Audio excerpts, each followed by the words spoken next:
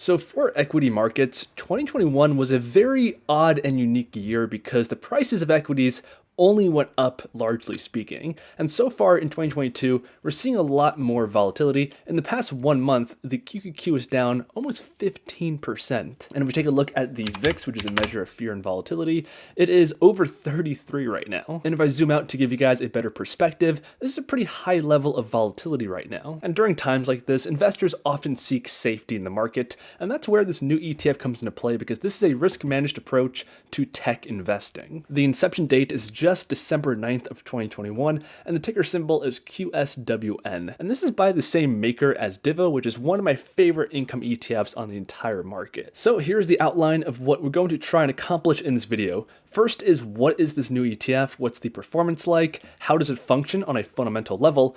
And finally, what's the competition like? And is this your best option if you're looking for a risk-managed approach to investing? And as always, if you guys enjoy the content, let me know, leave a like, subscribe, helps me out a lot with the YouTube algorithm.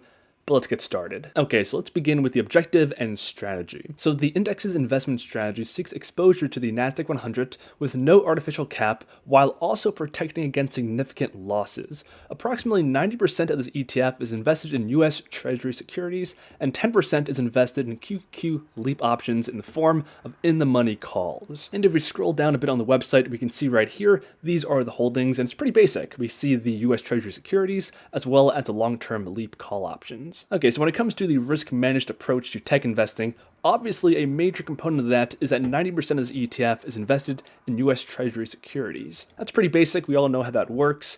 The main question here is, what's the other 10% that's invested in QQQ LEAP options? Because that's what's solely responsible for the participation in the Nasdaq 100 returns. So LEAPs, or long-term equity anticipation securities, are publicly traded contracts with an expiration date longer than 1 year. So in addition to being a long-term tool, LEAPs reduce capital exposure right off the bat and still give meaningful exposure in the underlying equity. So I did some research, and this is what's known as a stock replacement strategy. So this is a trading strategy that substitutes deep in the money call options for outright shares of stocks. The initial cost is lower, but the holder is able to participate in the gains of the underlying stock almost dollar for dollar, since the calls are nearly 1 delta. And at 1 delta just means that the price of this call option fluctuates in line with the underlying stock. The main goal of a stock replacement strategy is to participate in the gains of a stock with less overall cost. So that's the basics of how this ETF works on a fundamental level. Unfortunately, we can't look at the price history because it's very new,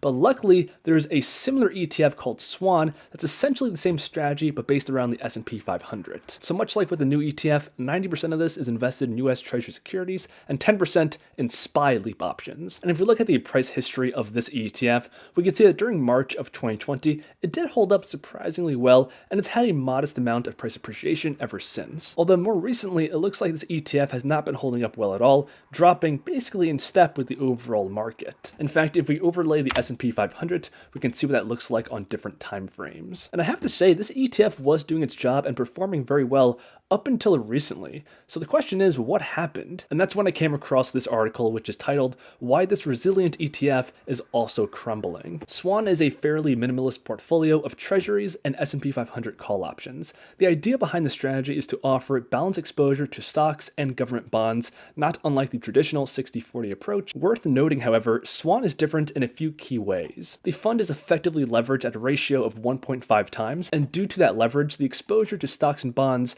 is more like 40-60 or 60-90. So the first reason why Swan has done poorly in the past couple of months is because it's made mostly of bonds. I really like this chart because this shows how much the S&P 500 and the bond market is off from their all-time highs, and clearly the bond market has been doing a lot worse. So for the past few months, weakness in treasuries did not translate into substantial declines in the market value of Swan. This has been true because the rally in US equities has persisted until now. The other thing to keep in mind is that Swan is designed to protect investors against black swan events, and they give the example of the 08 and 09 financial crisis. The ETF is not meant to protect the assets from more mundane stock market corrections of 10 to 15%. The fund currently holds derivatives with strike prices of $375 and $400. Since SPY is still worth around $430 per share, both sets of options are still well in the money. Therefore, the full benefit of downside protection against a market meltdown would not be be noticeable until or unless the S&P 500 corrects another 7 to 10% from here in the next 6 to 12 months. So as the marketing kind of hints to,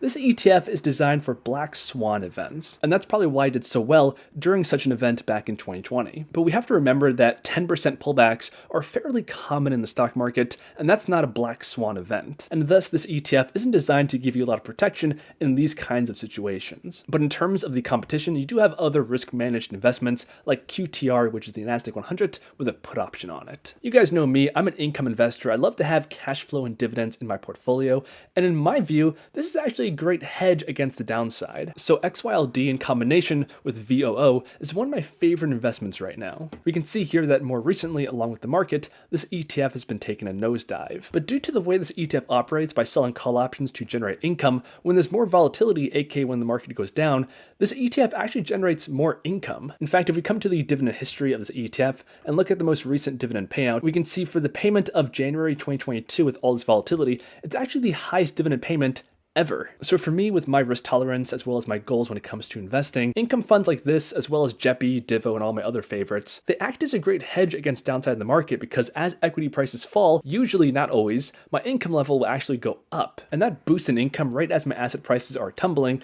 is a really beautiful thing. But I do acknowledge that this strategy isn't for everybody, and for some people, this new ETF could be exactly what they're looking for. But that's the end of the video. Hope you guys enjoyed. If you did and you're still watching, give the video a like, subscribe, all that kind of stuff.